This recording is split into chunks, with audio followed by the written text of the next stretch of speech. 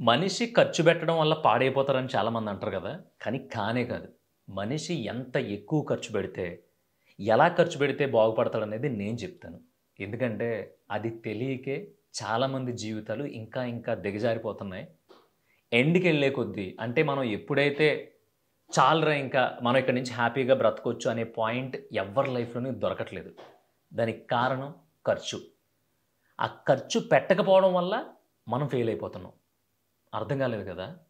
నేనేం చెప్తున్నానంటే, మన బట్టలకి, అలా కాకుండా కారు కోసం అని, లేదంటే ఏదో ఇల్లని, లేకపోతే ఇంకో ఆస్తని, లేదంటే ఒక 2 సెంట్లు స్థలం కొనుక్కోమని, 4 రాళ్ళు ఎనకేసుకోమని చాలామంది పెద్దోళ్ళు చెప్పారు.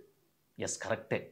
కానీ అదే ధ్యాసగా దానికోసమే పనిచేసి, ఆస్తులు కూడబెట్టి, చివరికి ఒక పాయింటొచ్చి ఏదైనా చిన్న లైఫ్‌లో మిస్టేక్ చేసి, ఆ ఆస్తులన్నీ పోగొట్టుకున్న సిట్యుయేషన్‌లో మనం మళ్ళీ జీరో నుంచి స్టార్ట్ జేసి, మళ్ళీ అన్ని ఆస్తులు పోగేయగలమా?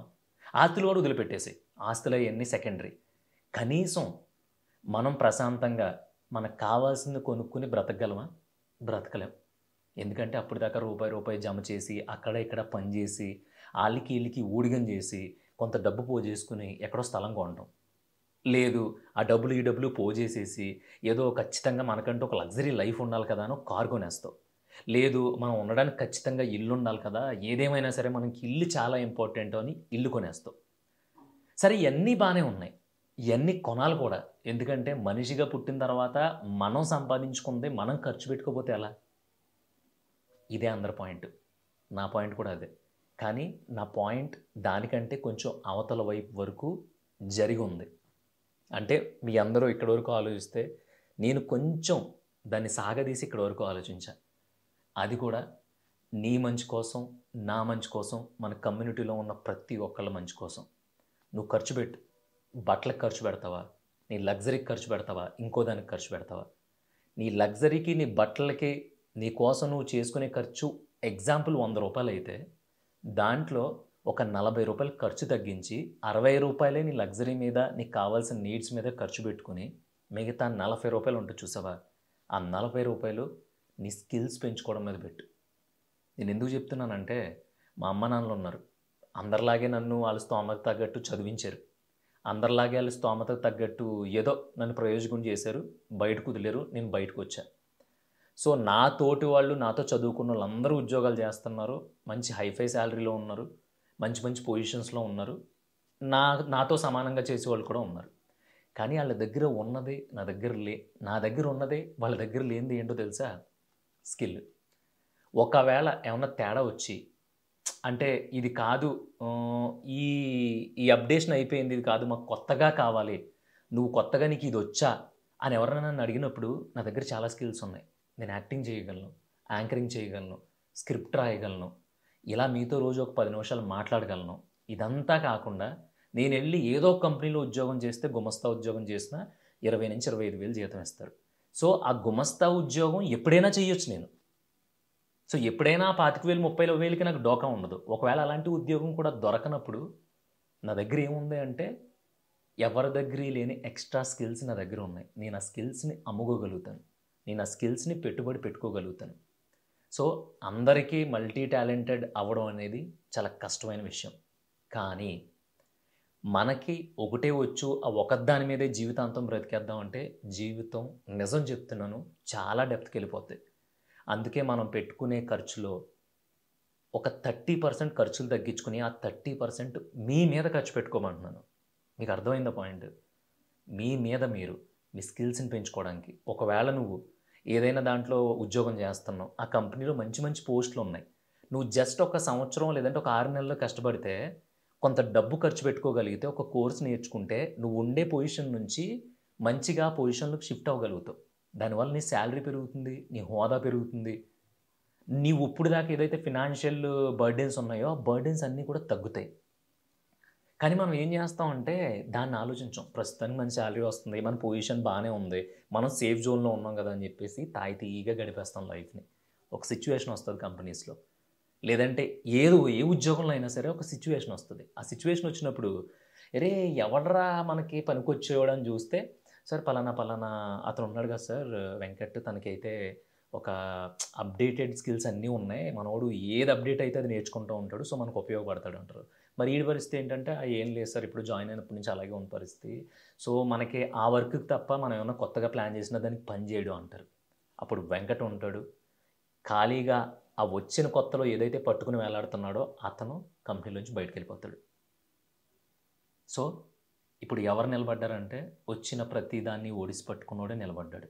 అది ఉద్యోగంలో కావచ్చు, సినిమా ఇండస్ట్రీలో కావచ్చు, లేదంటే ఏదైనా చేతి వృత్తులకు సంబంధించింది కావచ్చు, లేదంటే గ్యాడ్జెట్స్ కావచ్చు, టెక్నాలజీ కావచ్చు, ఏదైనా సరే. అందుకే నేనేమంటున్నానంటే, ఇప్పుడు జాబ్ చేసేవాళ్ళందరూ చాలామంది ఏ కోర్స్ నేర్చుకోవాలి, లేదంటే ఎలా అప్డేట్ అవ్వాలి, అసలు ఏ ప్లాట్‌ఫార్మ్ పట్టుకుంటే మనం బెటర్ అవ్వగలుగుతాం, ఇప్పుడు ఉన్నదానికంటే బెటర్ పొజిషన్‌లో ఉండగలుగుతాం, చాలామంది ఆలోచిస్తూ ఉంటారు. నాకు మొన్న డిస్కస్ చేసినప్పుడు ఒక క్లయింట్ తగిలారనమాట. ఆయన ఏమన్నారంటే, ఇప్పుడు డేటా సైన్స్ అనేది మంచి బూమింగ్‌లో ఉంది. అందరూ దీని మీదే పడుతున్నారు. కానీ సరైన కోర్స్ గాని, లేదంటే సరైన వెబ్‌సైట్‌లు గాని, లేదంటే సరైన ఆర్గనైజేషన్ గాని దొరక్క వీళ్ళు నేర్చుకోలేకపోతున్నారు అన్నప్పుడు, ఆడెన్ స్కూల్ అనేది ఒక దాని గురించి ప్రస్తావన వచ్చిందన్నమాట. ఇదేమి ఏదో వెబ్‌సైట్‌లో ఎవరో పెట్టేస్తే చెప్పేయడం కాదు. ఆ వెబ్‌సైట్ ఎళ్లి మనం ఒకసారి ఓపెన్ చేస్తే, దాని కింద సక్సెస్ స్టోరీస్ ఉన్నాయి. మన తెలుగు వాళ్ళే కూడా. వాళ్ళు ఎక్కడి నుంచి వచ్చారు, ఏం నేర్చుకున్నారు, ఎలా సక్సెస్ అయ్యారు అనేది. మీరు కనుక ఆడెన్ స్కూల్ అనే వెబ్‌సైట్‌ని ఓపెన్ చేసి పూర్తిగా చూసారంటే మీకొక నమ్మకం వస్తది. ఒక కాన్ఫిడెన్స్ వస్తది. తర్వాత మీరు ఎలా ఎళ్ళాలనుకుంటున్నారు, అసలు దాంట్లో మీరు ఏం తీసుకోవాలనుకుంటున్నారు, డేటా సైన్స్ బావుంది కాబట్టి దాంతో ఎళ్ళాలనుకుంటున్నారా లేదా అనేది పర్సనల్‌గా అది మీ ఒపీనియను.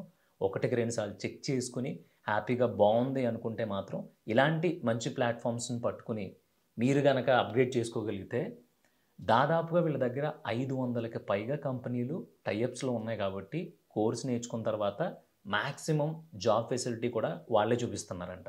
సో, ఇయన్నీ చెక్ చేసుకొని మీకు నచ్చినట్లయితే గనక, మీకు నమ్మకం కుదిరితే గనక, మీరు హ్యాపీగా వెళ్లి ఆడియన్ స్కూల్‌లో సెర్చ్ చేసుకొని, దాంట్లో మీకు నచ్చిన అప్‌గ్రేడేషన్ మీరు ఎలా అవ్వాలనుకుంటున్నారో, వాళ్ళతో మీరు ఒక్కసారి మింగిల్ అవ్వగలిగితే, మీకొక లైఫ్‌లో చేంజ్ ఓవర్ వస్తది. నేను ఇంత చెప్పడానికి రీజన్ ఏంటంటే నా ఫ్రెండ్సే చాలామందున్నారు. "రేయ్! జాబ్ పోయిందిరా టక్కుమని అమ్మ ఎళ్ళిపోమన్నాడు" అని. ఎందుకు ఎళ్ళిపోమన్నాడంటే, అవును ఏదో జావా నేర్చుకొని జాయిన్ అయ్యాడట ఎప్పుడెప్పుడో క్రీస్తు పూర్వం.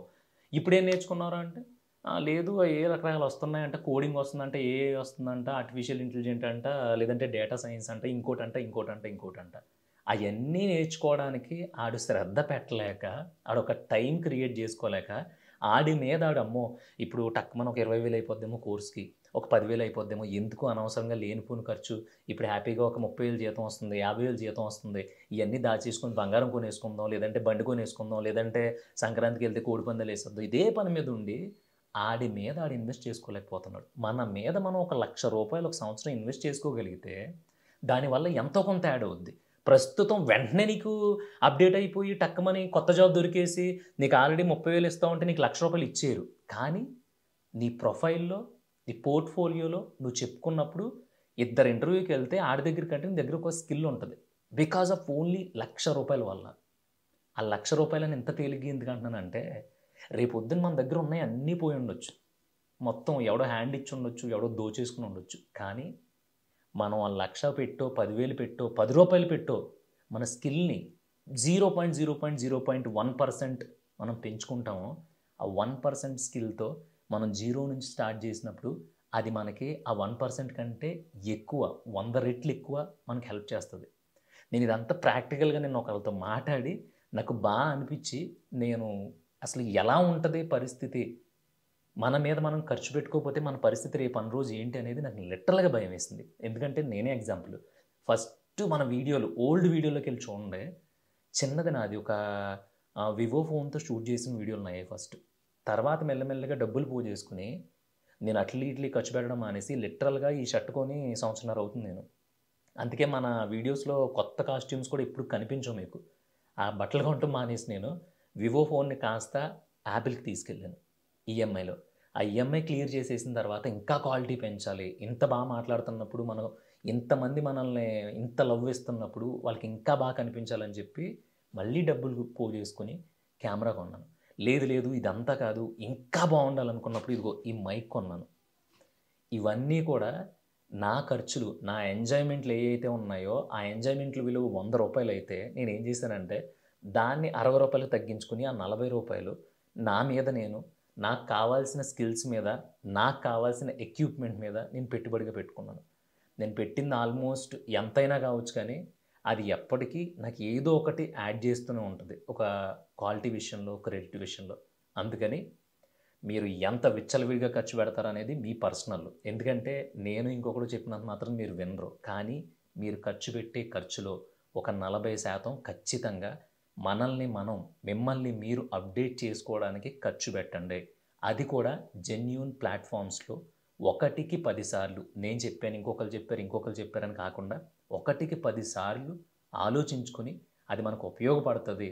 ఇది జెన్యూన్ అని తెలిసిన తర్వాత మీరు మీ స్కిల్స్‌ని పెంచుకునే ప్రయత్నం చేస్తే రేపొద్దున మీ ఆస్తి మొత్తం దోచేసుకున్న, ఎవడో మనల్ని ముంచేసినా సరే, భూమిలోంచి 'ప్రభాసు' 'బాహుబలి' సినిమాలో వాటర్‌లో పడిపోయి దూకేసిన తర్వాత శివలింగంతో ఇలా పైకొస్తాడు చూసావా? అంత పవర్‌ఫుల్ కటౌట్‌తో నువ్వు బయటకొస్తావు. ఎందుకంటే నీ దగ్గర స్కిల్స్ ఉన్నాయి. పక్కోడికి 2 తెలుసు. కానీ నీకిప్పుడు 10 తెలుసు. అర్థమవుతుందా?